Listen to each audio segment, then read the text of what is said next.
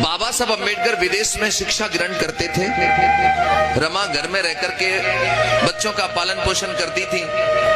तो एक बार का जिक्र, बाबा साहब विदेश से लौट करके इंडिया भारत वापस आ रहे थे। तो रमा को पता लग गया था पहले से मेरे पति आ रहे हैं। तो भारत में आते ही उनके लिए एक बड़ा मंच बनाया गया। उस मंच पर बाबा साहब का सम्मान होना था। तो उनकी पत्नी सोच रही है आज मेरे पति आ रहे हैं तो घर के सारे काम जल्दी से निपटा लूं, खत्म कर लूं। आज मैं भी अपने पति को देखने जाऊंगी, अपनी आंखों से उनका सम्मान देखूंगी। तो रमा घर के सारे काम माता बहनों कर रही हैं। और जब घर के सारे गृह कार्य पूरे कर लिए, इधर बाबा साहब मंच पर आ गए हैं और रमा तैयार होने के लिए मन कर रही है कि एक साड़ी निकाल लूं और तैयार होकर के जाऊंगी। तो रमा ने जैसे बक्सा खोला, साड़ी निकाली और ऐसे करके जब साड़ी खोली तो साड़ी में जगह जगह छेद हो रहे थे। रमा की आंखों में साड़ी को देख करके आंसू आ गए। रमा सोचने लगी मेरे पति का मंच पे सम्मान होगा और ये फटी हुई साड़ी मैं पहन कर जाऊंगी तो मेरे पति की बेइज्जती ना होगी।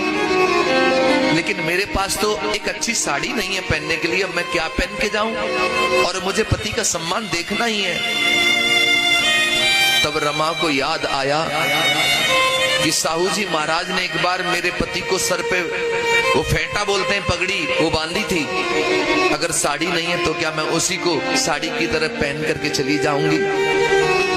तो रमा ने वही फेंटा निकाला, वो पगड़ी निकाली और साड़ी की तरह उसको लपेट लिया माताओं बहनों। और लपेटने के बाद वो बाबा साहब अम्बेडकर का अपने पति का सम्मान देखने के लिए गई। मंच बना था, काफी भीड़ थी। तो पत्नी कोई होगी तो पहली लाइन में ही तो बैठेगी, लेकिन रमा पहली लाइन में नहीं बैठी, पीछे भी नहीं बैठी रमा। वो पेड़ है ना, पेड़ के पीछे रमा जाकर के दूर से जाके छिप गई और वहीं से अपने पति को देख करके खुश होने लगी। बाबा साहब का मंच पे सम्मान हो रहा है। बाबा साहब जब मंच में अपना भाषण दे रहे हैं तो बाबा साहब की आंखों ने अपनी पत्नी रमा को देख लिया। जब रमा को देख लिया तो बाबा साहब मंच से नीचे उतर के गए, जाकर के पास में पहुंचे तो देखा ऊपर से नीचे रमा के तन पे तो एक साड़ी नहीं है।